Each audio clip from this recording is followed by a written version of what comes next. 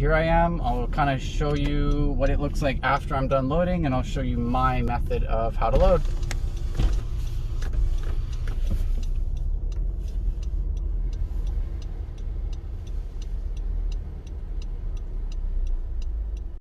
So I forgot to tell you, in the next clip you'll see where I tell you to put the envelopes. Just be careful when you're putting them in your footwell or near your seats, because they do scratch, and the corners are really sharp, so they can scratch plastics or scratch your seats. The second thing is, make sure when you're putting down the envelopes or any parcels that you put them in an orientation of which the label faces you and you can read it. This saves you time, so you don't have to turn the parcel and fix it to read what the address is or what the name on it is.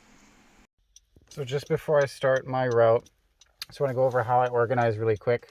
So what I do is I put envelope stops 1 through 15 here. So I'm at my first stop, so I know this one will be my first parcel. This is the one I have to deliver. You can tell when you're organizing on the yellow stickers, this is your route code. So if you end up with a different route code like SV6 or something, it won't scan. You give it to an Amazon ops person, they'll take care of it for you because you're not supposed to have it. So this number sequence underneath shows you what your stop is supposed to be. So on my specific route, my first stop says number 4 on my map, when in reality it's stop 1. So this is sequence 1, stop 1. So I hope that makes sense. 1 through 15 goes down here. What I do with the other parcels is I will put the rest of them back here. So these are all higher number parcels. These are all like anything over 15 envelope wise goes here. So when I'm later in the route, I can move it up front, or I can just come back and pick it up really easily. So what I do is I'll pop my trunk. I'll just go over this really quick. So what I do back here is I know my next first box stop will be this one. I usually put like 1 through 10 or whatever down here. In the middle, I'll do something like whatever 11 is down through whatever. You can see this one's stop 18, so I try to like keep everything in 3 lines, so I know like 11 through 20 is here. This will be 1 through 10 boxes or whatever the lower box numbers are, and then these will be higher later on in the route. And then when I have over 30 stops, like what I have today, they go up there in the front, so they take up less room and I get less like clutter here basically. So I'm going to do this route and I will show you more on the app later. So I just want to show you like one more time, like I know in the middle here, if I needed stop 18, I slide this back. I can see, oh, stop 17. So stop 18, I think I put right here. So that's how I know it, roughly like what area package is in it. And then for me, what I personally do with boxes like this where they just don't come in an Amazon box, I'll stick them off to the side because they're usually marked as parcels on the app. So I easily know, like this one, for example, stop 13. So it's not a big deal. It's marked as a parcel. It's really easy to tell. My routing app, my first stop's a little weird. My first stop's in this complex, right? And across the street, it's telling me to go left. Well, I can't go left on this street. So what I'll do is I'll go down here. I'll do a little U-turn in this area, and I'll come back up and I'll hit the side. I'll hit this complex, right? So when you go on your itinerary on your map, this is what your map will look like to start. What I usually do is I look over it roughly, and I mostly, for the most part, will follow the sequence. But for this example, like I'll do 5 next, and then I'll go up to 8, right? Because I could go do 8 and then 7 and then 6. That makes more sense to me. Instead of going up, up, up, I'm wasting a trip. I'm driving right by here. I may as well hit it. And that's kind of what you're looking for, is spots where you can make it easier on yourself. So instead of going, the way they want you to go, you could go here, you could hit 8, double back, hit 7, go down, and then continue in sequence wherever the sequence goes. So yeah, I hope that kind of helps. Every single route's a little different. So this one's mainly townhomes. It's not bad. It's going to be a few condos here and there. There's a couple random ones off to the end. But yeah, for the most part, you can trust the sequencing. It's just, you can save yourself a lot of time and energy when you're already driving by. I don't know what happened there. You see that geopin just updated? I guess somebody delivered it wrong before, but little things like that make a big difference on saving you time. So just looking ahead, being like, okay, when you get to a certain area, like I'll do a couple deliveries, I'll stop, look at the map, be like, okay, well, what's around here? What kind of makes sense? Because like, see how it goes from 24 and then it wants me to go 25, 26, 27. Well, I could just do those last. I could just keep in this area and then bomb down this street, do 25, hit 26, hit 27, be done, right? So yeah. So this was from a different route I did the other day.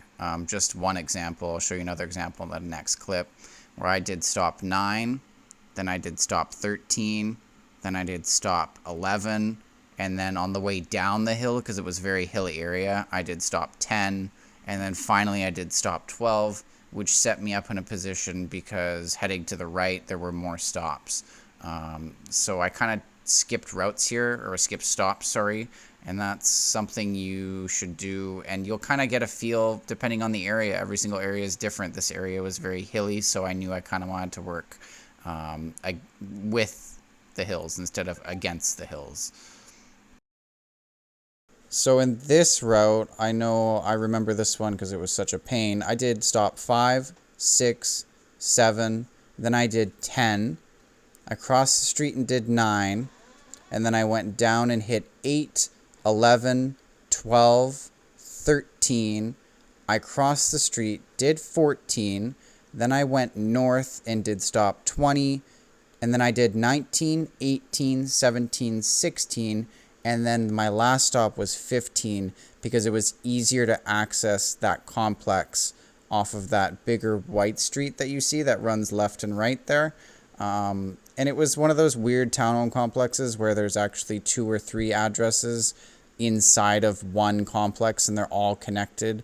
It's weird, but I've known that area for quite a while, so my area knowledge kind of like allowed me to do it in a better way. Important to remember, like what I just did, how I told you earlier I was going to skip a stop. I went from stop 1, 2, 3, 4, and then now I'm at stop 8.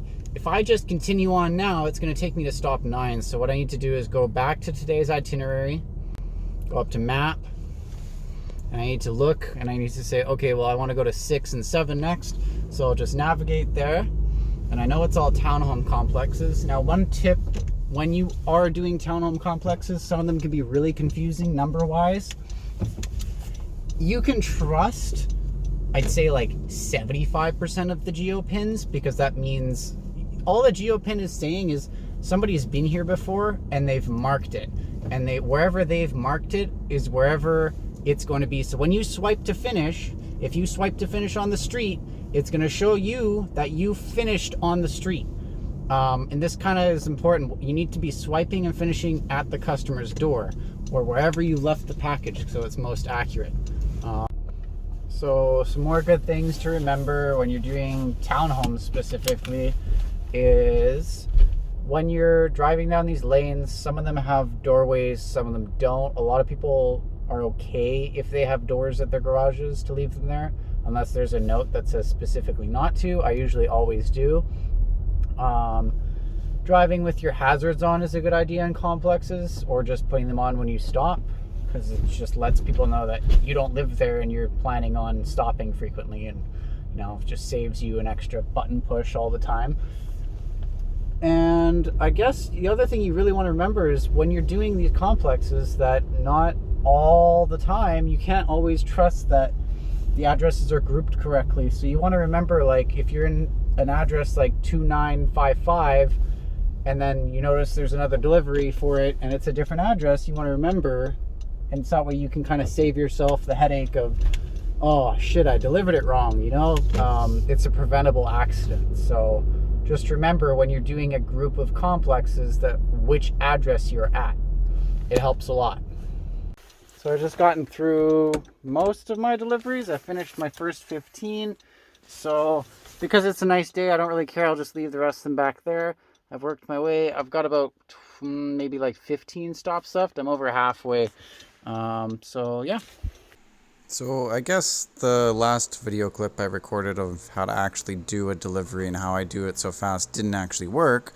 So what I was gonna basically show is when you are getting close to your address, just quickly swipe up and see if it's an envelope or a box. And that is one of the fastest ways you can cut down on time, is just knowing, is it your envelope that you're going to grab, or is it a box in the back that you're just going to pop the trunk and go grab it. So if you have any other questions, just feel free to leave them below. I'll try my best to get back to you.